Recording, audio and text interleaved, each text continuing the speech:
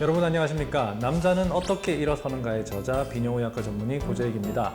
지난 시간에는 발기부전 치료제를 먹으면 안 되는 경우와 상대적으로 조심해야 될 점들에 대해서 알아봤습니다.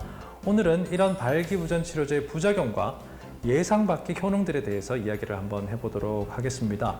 5가지에 이르는 발기부전 치료제들은 각각의 효능들이나 작용 시간이 약간씩 다릅니다. 그리고 그 부작용 또한 약간씩 다릅니다. 물론 공통적으로 나타날 수 있는 점도 있고요. 또한 발기부전 치료제로 만들어진 약물이 다른 효과를 보이는 경우도 있습니다. 고산지대를 갈 때 비아그라가 필요한 경우도 있고요. 전립선 암 수술 후에 회복을 위해 발기부전 치료제를 사용하기도 합니다. 이런 주제가 흥미있게 여겨지신다면 끝까지 영상을 시청해 주시기 바랍니다. 발기부전 치료제의 부작용에 대한 이야기를 가장 먼저 한번 해보겠습니다. 발기부전 치료제는 발기를 잘되게 만드는 약이죠. 그런데 부작용도 있습니다. 가장 흔한 부작용이라고 얘기를 하면 약간의 두통이 생기는 겁니다. 발기부전 치료제는 보통 관계 가지기 1시간 전에 먹죠.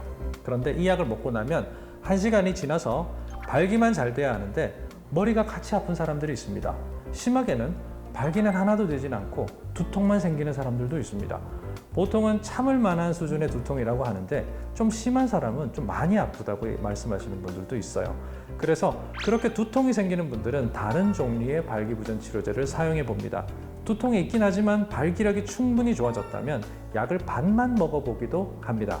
발기부전 치료제에는 약물의 종류가 다양하기 때문에 약을 먹고 두통이 생겼다고 해서 발기부전 치료제는 나는 아예 쓸 수가 없구나 이렇게 생각하실 필요는 없는 겁니다. 두통만큼이나 많이 일어나는 부작용은 안면 홍조입니다. 약을 먹으면 얼굴이 불그레하게 이렇게 변하는 분들이 있는데요. 여자친구나 와이프에게 미리 얘기를 하지 않고 처음 약을 먹었다가 얼굴이 갑자기 너무 붉어져서 곤란했다는 그런 웃지 못할 이야기를 들려주시는 분들도 가끔 있습니다. 그래서 발기부전제를 처음 먹어보시는 분이라면 미리 한번 먹어보고 본인이 이 약에 어떻게 반응하는지를 알아두시라고 말씀을 드리고 있습니다. 이런 두통이나 홍조 같은 부작용들은 주로 실데나필이라고 부르는 성분으로 하는 약물들, 그러니까 대표적으로 비아그라를 먹었을 때 많이 나타나는 편입니다. 그래서 이런 불편이 발생하는 분들은 용량을 줄이거나 약을 바꾸는 방식으로 부작용을 피해가는 편이죠. 그 이외에는 소화불량이 생길 수 있습니다. 발기부전 치료제를 먹고 나니까 뭔가 속이 더부룩하면서 소화가 전혀 안 되더라. 빈속에 먹어도 뭔가 속이 미식미식하는 그런 기분이 들더라. 이런 분들이 있습니다. 이런 분들은 소화제를 일단 같이 처방해 보긴 해요. 근데 그렇게 하더라도 불편함이 지속될 때는 약제를 바꿔가면서 속에 가장 자극이 적은 약물을 찾게 됩니다. 그리고 세상이 뭔가 푸르게 약간 변했다라고 말씀하시는 분들도 있습니다. 우리가 사진을 편집할 때 색도를 조절할 수가 있죠. 이래저래 사진을 만지다 보면 사진이 어떤 때는 전반적으로 푸르게 보이는 때가 있습니다. 약을 먹으면 세상이 그런 식으로 파랗게 바뀐다고 말씀하시는 분들이 있어요. 그럼 시야 이상이 뭐가 불편할까 말씀하시는 분들이 있는데 막상 이걸 겪은 분들은 굉장히 불쾌하다고 얘기를 하십니다. 그러면 이분들도 약물을 바꾸는 방식으로 조절하게 되죠.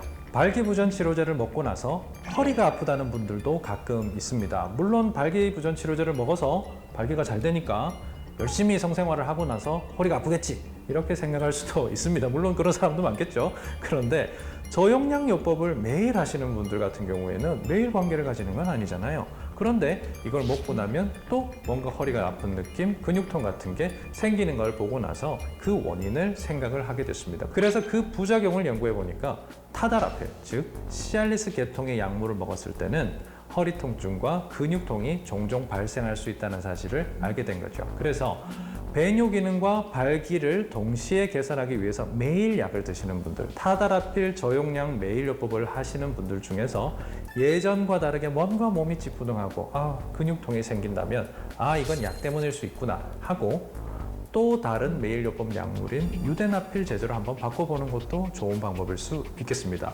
물론 약을 바꿔도 근육통이 계속된다면 매일요법은 피하는 편이 좋겠죠. 저혈압과 어지러움이라는 부작용도 있을 수 있습니다. 기본적으로 발기부전 치료제는 혈압을 조금 떨어뜨리는 성질을 가지고 있습니다. 혈압에 영향을 받지 않는 분들이 대부분이지만 일부의 사람들이나 기본적으로 혈압이 낮은 사람들은 아니면 혈압약을 먹고 있는 사람들은 혈압이 떨어지면서 어지러움이 발생할 수 있습니다. 그렇기 때문에 발기부전 치료제를 먹고 나서 혈압이 떨어지는 느낌이 든다, 어지러운 것 같다, 뭔가 핑 도는 것 같다, 그런 느낌이 들 때는 일단 용량을 조금 줄여보시고요. 그래도 문제가 된다면 약제를 바꿔보는 방식으로 대처를 하게 됩니다. 마지막으로 발기지속증이라는 부작용이 있습니다. 원래 발기지속증은 딱딱한 발기가 4시간 이상 지속되면서 음경 속의 혈액순환이 멈추고 그로써 음경 조직이 손상받는 그런 상태를 말합니다. 이런 발기지속증은 보통 주사를 이용한 발기부전 치료제에서 흔히 나타나는 증상인데 알약에서는 사실 거의 나타나지 않습니다. 하지만 젊고 발기력이 멀쩡한 사람이 고용량의 발기부전 치료제를 먹었다가 발기지속증에 빠졌다라는 상태가 가끔씩 보고가 됩니다. 그래서 저는 젊은 분들에게 발기부전 치료제를 처방할 때는 꼭 발기지속증에 대한 이야기를 하고요. 그리고 저용량을 조심스럽게 써보는 편입니다. 발기가 가라앉지 않고 4시간이 지속되면 반드시 응급실을 가야 한다는 설명도 꼭 덧붙입니다. 이번에는 발기부전 치료제의 예상 밖의 효과들에 대해서 이야기를 한번 해보도록 하겠습니다. 발기부전 치료제의 원래 용도는 발기부전을 치료하는 거죠. 그런데 발기부전 때문에 발생한 조루증에도 약효를 보입니다. 어떻게 보면 다양한 얘기죠. 발기부전 때문에 생긴 조루증이니까. 발기부전이 있으면 음경의 강직도가 떨어지고 당황한 남자는 마음이 급해질 수 있습니다. 긴장을 하게 되고 그 긴장감은 빠른 사정을 유도할 수가 있죠. 이렇게 발기부전 때문에 생기는 조루증은 발기부전 치료제를 드셨을 때 상당히 증상이 좋아질 수 있습니다. 그런데 발기부전과 상관이 없는 조루증의 경우에는 효과가 없기 때문에 이 또한 유념해 두셔야 됩니다. 발기부전 치료제는 폐동맥 고혈압이라는 질환에도 효과가 있습니다.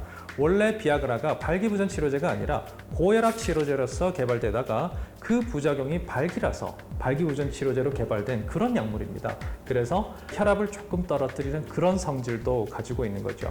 고산지대에 여행을 가시는 분들, 특히 이제 히말라야 산맥이나 아주 높은 산에 가시는 분들이 비아그라를 타러 종종 오십니다.